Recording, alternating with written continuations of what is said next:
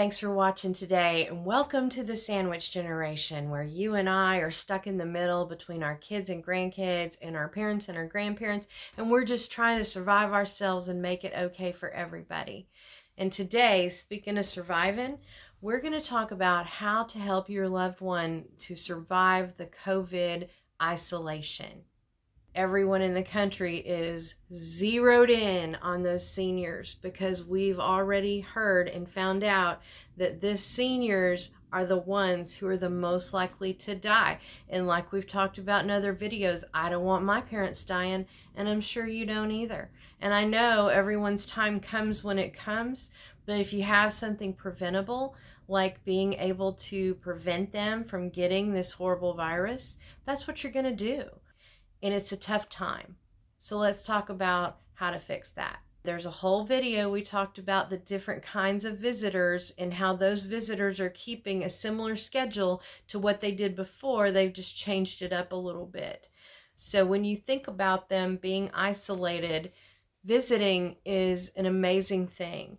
Even if you have someone with dementia who doesn't remember that you were there 5 minutes later, they keep that in their heart, and they know deep down, even if they can't communicate to you, that you were there and that you love them. And they miss you. Even if you've been gone 5 minutes, they miss you. But truly, we have seen the reactions of our residents whenever they get to visit for the first time after so long with COVID. And they are so excited, and they've missed you all so much. So how are we going to keep them from missing you so much while we're still keeping them wrapped up in that bubble? One way to look at this is if you have grandkids, because we're in the sandwich generation, right? We have grandkids that live out of town or out of state, and you love them, but how do you keep in touch with them?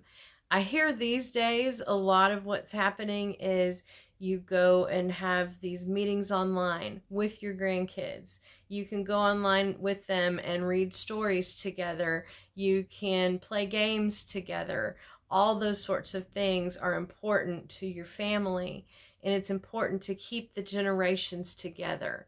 And the last ones that they're going to let in to visit in an assisted living community is a kid, because kids are just a germ magnet. And you know that. You've got kids, you've got grandkids, you know they're germ magnets. And so, they're going to be the last one to touch that senior in the bubble wrap, right?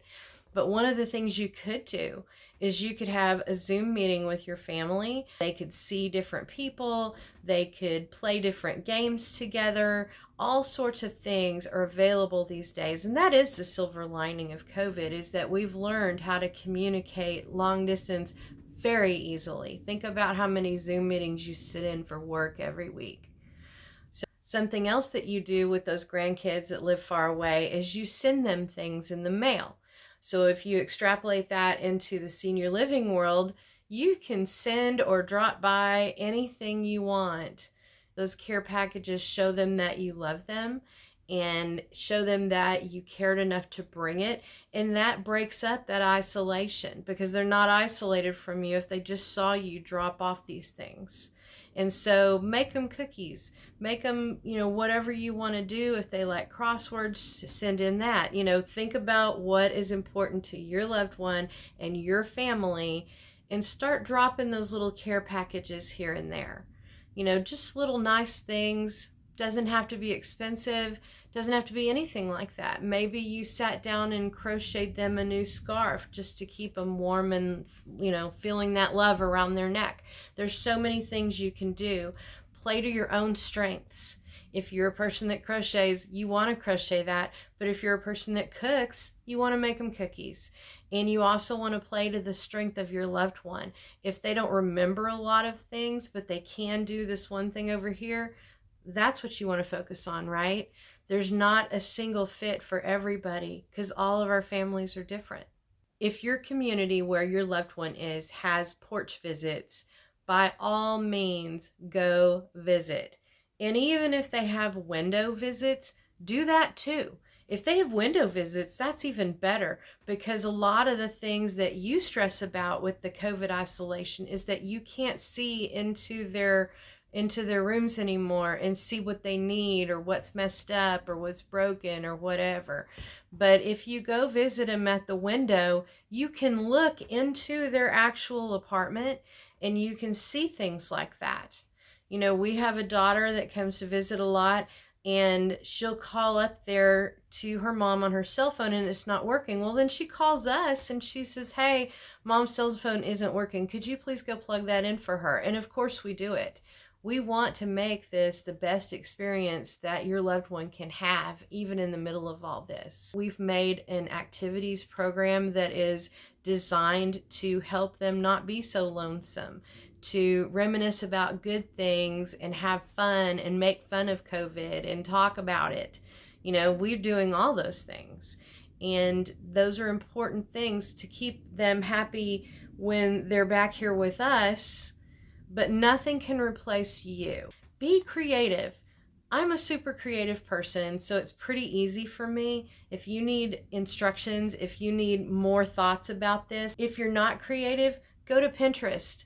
Google it. There are all manner of things, little gift doodads that you can make, all sorts of things you can do to show your love to that senior. And that is so important when they're being isolated, because there's no reason for them to be isolated from your love and your attention and your affection.